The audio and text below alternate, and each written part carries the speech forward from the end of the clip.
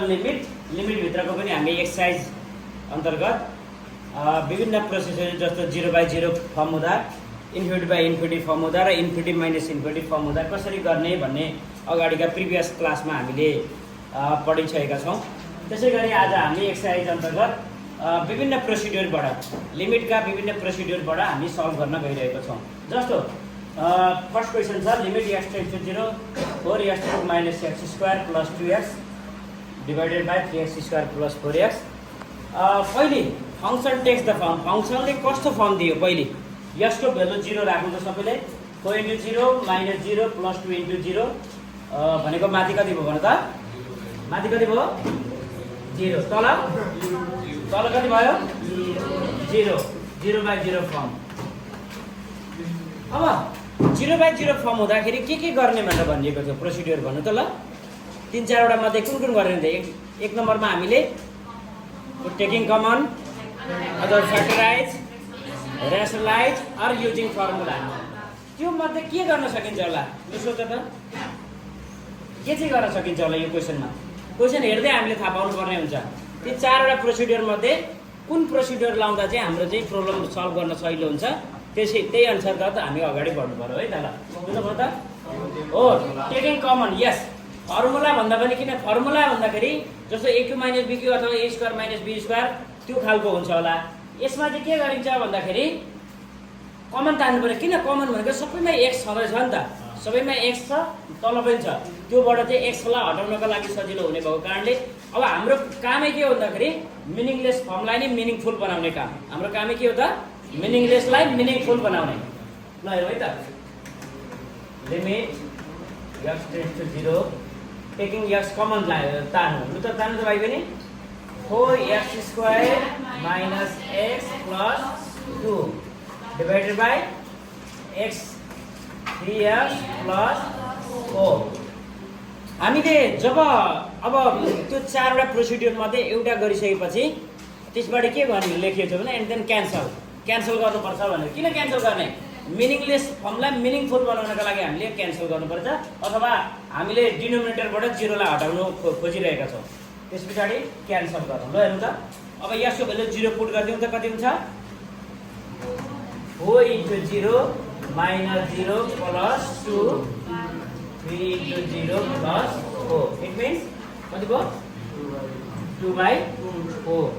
Means 1/2 हेर्नु त, लिमिटले के दियो मिनिङलेस फर्मलाई पनि के बनायो मिनिङफुल बनायो। ल त्यसै गरी अर्को क्वेसन छ हामीसँग limit x tends to 1 x² plus 3x minus 4 by x minus 1। फङ्सनले कस्तो फर्म दिइरहेको छ भन्नु त। ल यसको भ्यालु 1 राख त, यसको भ्यालु 1 राख्दाखेरि के दियो 1 प्लस 3 4 माइनस 4 भनेको माथि 0 तल पनि 0 फर्म। अब यहाँ के को कुन प्रोसिड्युर अपनाउने होला 0/0 फर्म मध्ये, लु भन्नु त के फर्मुला छ भनिदियो त। ल फर्मुला हो कि फ्याक्टराइज हो कि रेसनलाइज हो कि टेकिङ कमन हो, कुन होला लु भन्नु त, फ्याक्टराइज। यस फ्याक्टराइज, किन x² प्लस 3x माइनस 4 को easily we can apply factorise form. Limit x tends to 1 ल त x² प्लस x कति हुन्छ भन्नु त 4 माइनस 1 यो त बिर्से छैन नि, यहाँ माइनस हुँदा यहाँ माइनस हुनुपर्छ, minus 4 by x minus 1।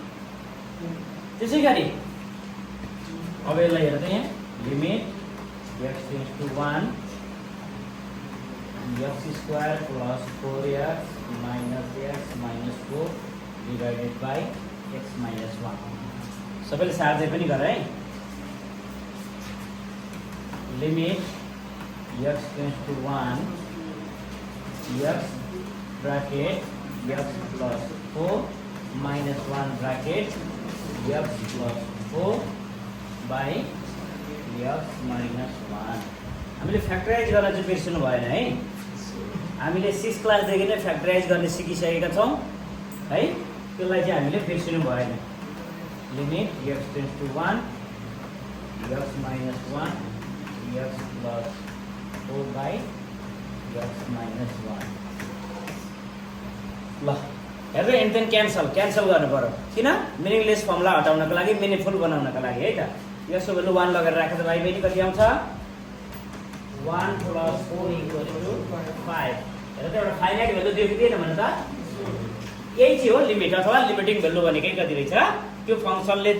x tends to 1 हुँदा यहाँ लिस्ट गर्दा के भन्दाखेरि x टेन्स टु 1 हुँदा फङ्सन टेन्स टु कतिको नजिक जाँदो रहेछ भाइ बहिनी 5 को नजिक जाँदो रहेछ द्याट इज कल्ड लिमिट भनेकै त्यही हो फेरि पनि हामी लिमिटकै एक्सर्साइज अन्तर्गत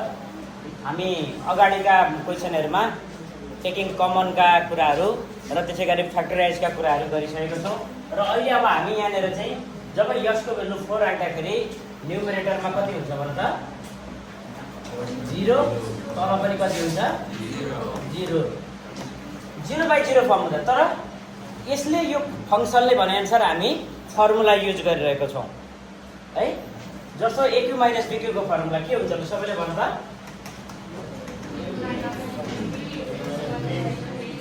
AQ - BQ को फर्मुला A - B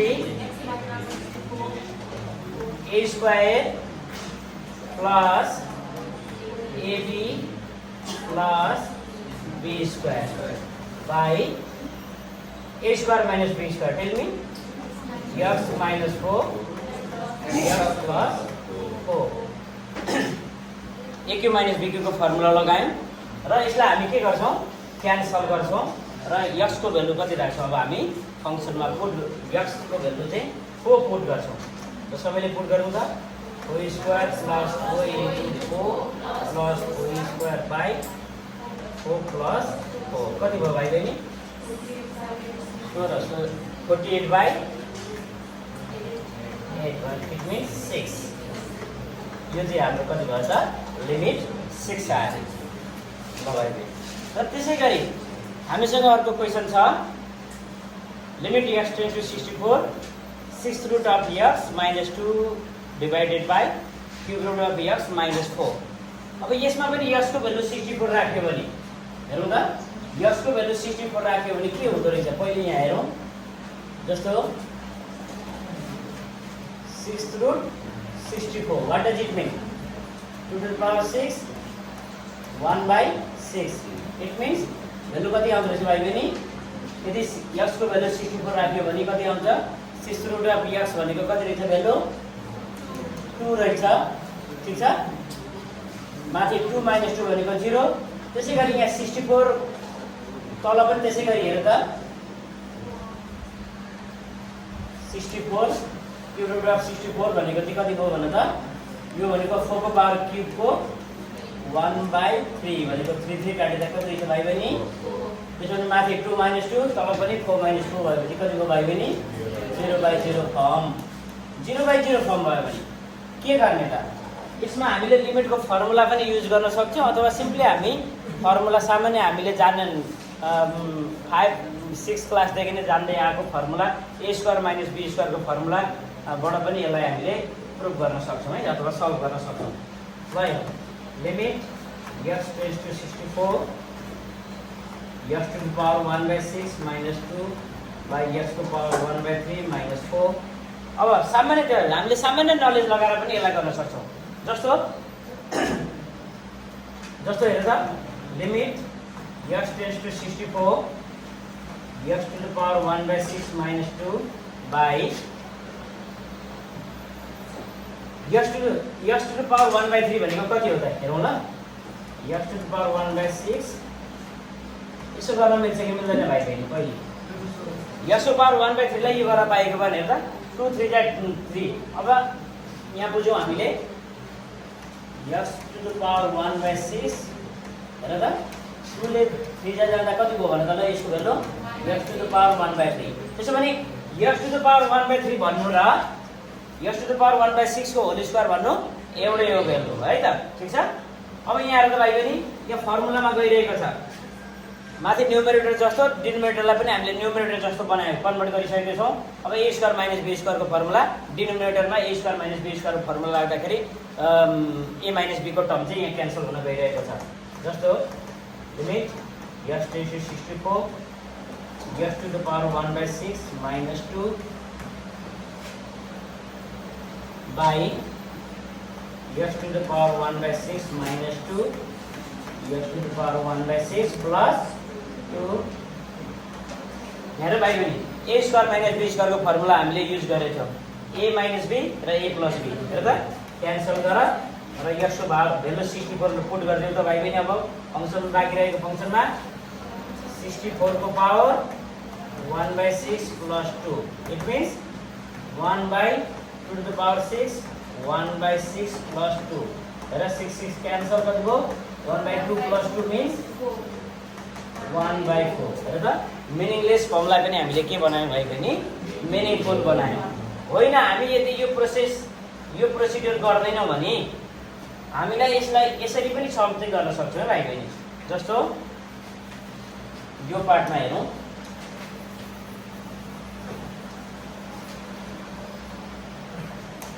यसरी नै गर्दा पनि हुन्छ हामीले चाहिँ जस्तो limit x tends to 64 x को पावर 1/6 minus 64 को power 1/6 by x minus 64 limit x tends to 64 x को पावर 1/3 minus 64 को पावर 1/3 by x minus भाइ बहिनी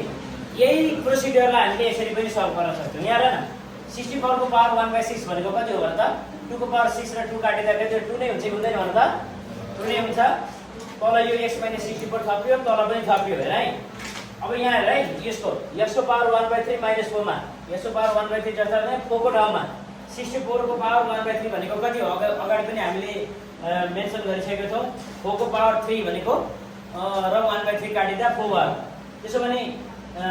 यहाँबाट के देखियो भन्दाखेरि अब हामीले चाहिँ लिमिटको हाम्रो फर्मुला के थियो we know that limit x tends to a x को पावर n minus e को पावर n का मुनि x minus e भयो भने के थियो फर्मुला हाम्रो भन्दियो त सबैले tell me n e to the power n minus 1 त्यसो भने हेर त यो फर्मुला र यो फर्मुला ठ्याक्कै एउटै फर्मुलामा कन्भर्ट भयो अब फर्मुलामा लगाउन सकिन्छ n को ठाउँमा कति छ माथि यो माथि एउटा फर्मुलामा लाग्यो तल अर्को फर्मुला युज भयो यही फर्मुला चाहिँ माथि n e to the power n minus 1 तल पनि हेर त n e to the power n minus 1 यसरी पनि हामी सल्भ गर्न सक्छौं यो चाहिँ बाँकी तिमीलाई होमवर्क ल यसरी नै यो कम्प्लिट गर्नु